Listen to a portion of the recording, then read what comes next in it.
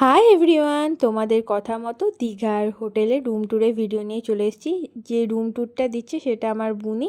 তো পুরো ভিডিওটা দেখতে থাকবে আর সঙ্গে থাকবে, আর ভালো লাগলে লাইক, কমেন্ট, শেয়ার আর সাবস্ক্রাইব করতে ভুলো না। হাই, আমরা চলে এসেছি দীঘাতে।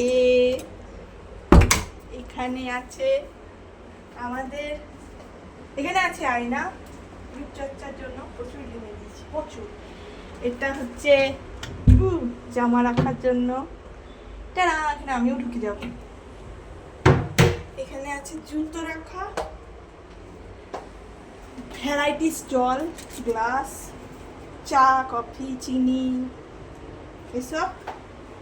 সব থেকে আমার ভালো লেগেছে ঠান্ডা ফ্রিজ, এখানে বরফও জমা করা হয়। এটা হচ্ছে আমাদের রুম।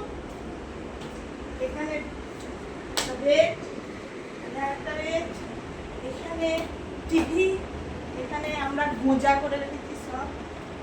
এদিকে আছে ব্যালকনি।